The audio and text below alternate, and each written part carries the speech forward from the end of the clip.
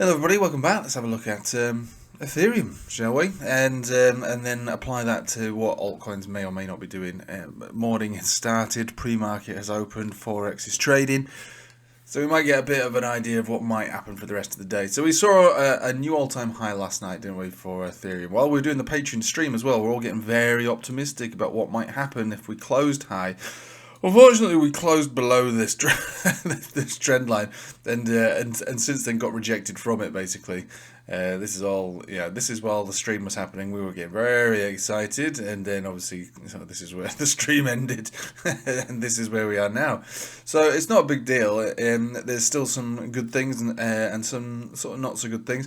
So we'll think about the glass half full scenario for the moment, which requires a higher time frame.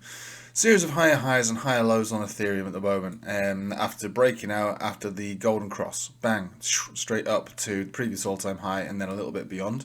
We can expand this view to look at the measured move. Our measured move is from the mouth of the symmetrical triangle.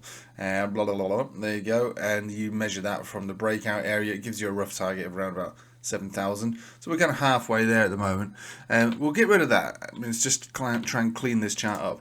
Now, when you have a breakout of any formation, it's not uncommon. And again, I'm not saying this is going to happen, but it's not uncommon for us to sort of consolidate after the first target.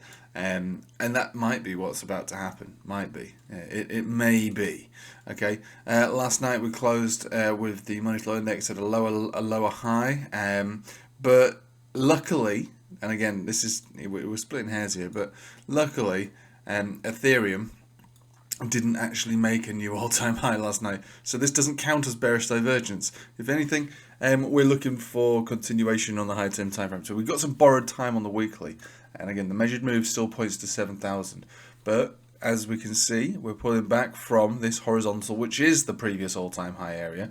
It's clearly going to be a bit of a problem for us in the short term, and we're looking for supports. Which the first, on the daily, we're talking the 10 exponential, which could be the place. We saw it over here. It's not uncommon, depends how bullish the market feels. That's 4,550, we'll call it. Below that, you got the 20 moving average, 4,370. These are the areas for a bounce. Potentially, this is the next higher low.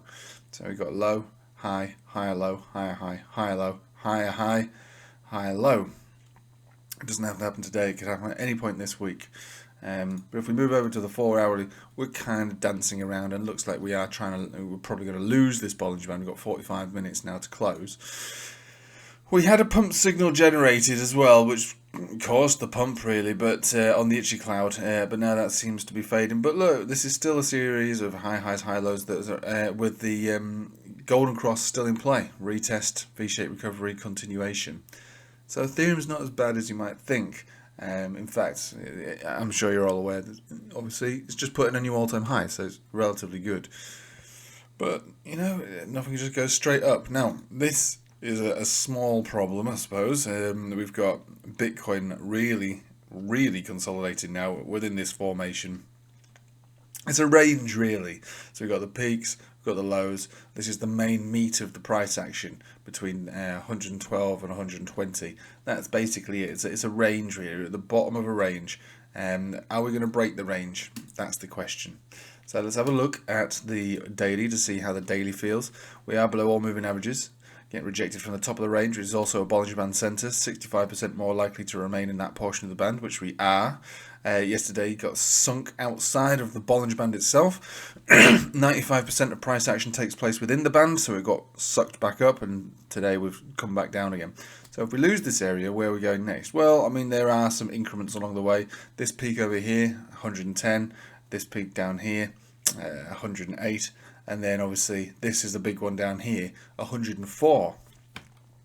104,000. That would give you another pullback of another 7.5%, and that would mean from the top to the bottom, measured move. If that was the bottom at all, 16%. Maybe the 200 simple gets it 18, close to 19%.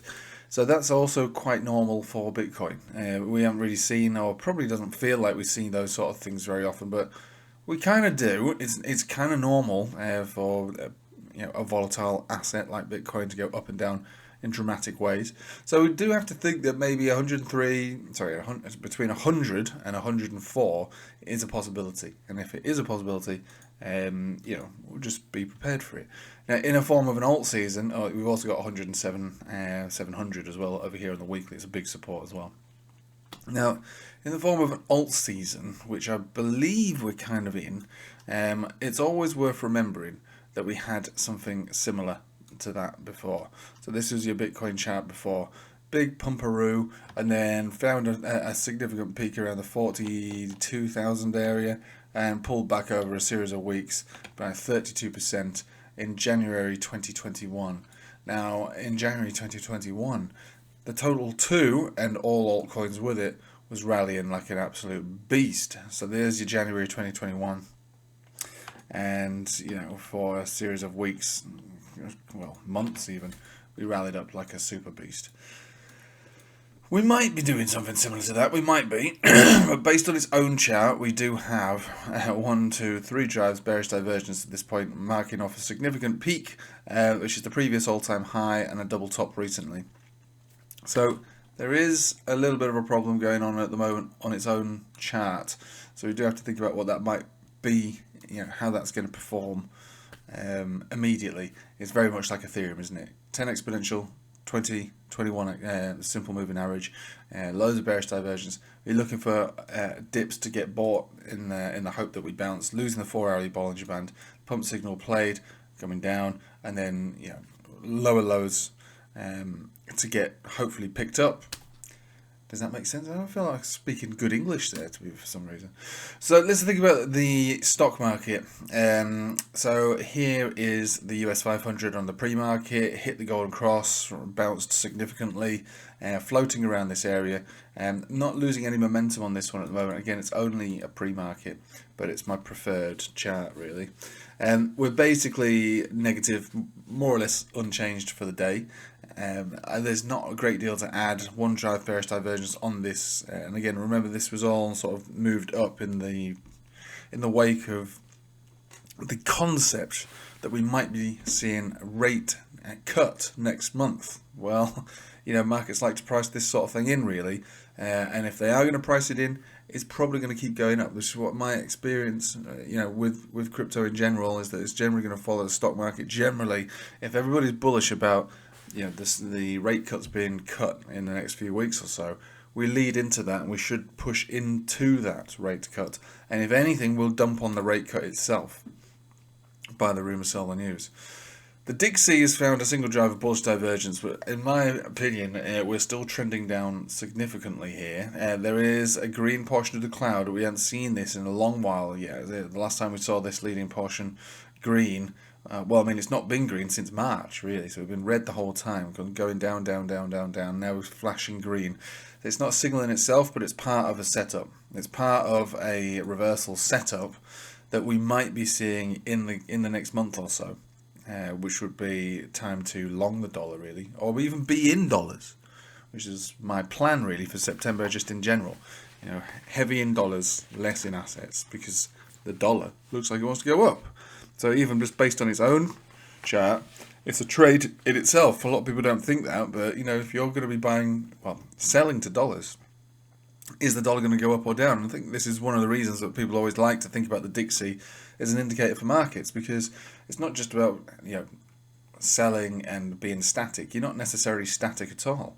If the dollar is at a significant low, like it kind of is now, and it presents in a way that it could go to a significant high, although it could take a year or more, that's a trade in itself. Let's just say we hit the bottom of the trend line, went up to the top of the trend line. It's a 25, almost 26% trade, if it were to work from the bottom to the top, as it did before. Bang, boom.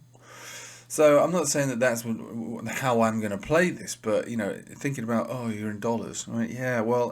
Assets, crypto, whatever, less attractive. Dollar, relatively attractive. It's a safety trade, but it's also could end up being a profitable trade in its own right.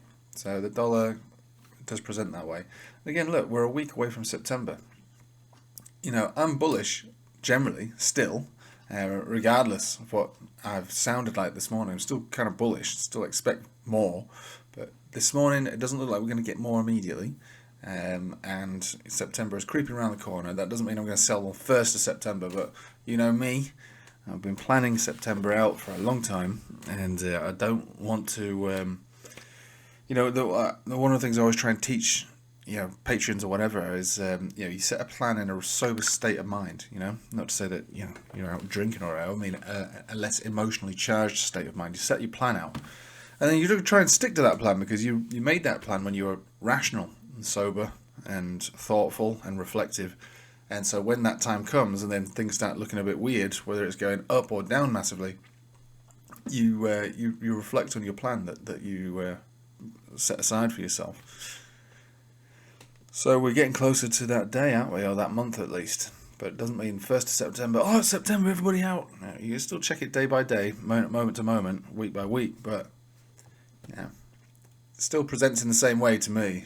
September should form a peak. Now, have we already seen the peak is a different story. There's evidence for it, but there's also evidence against it.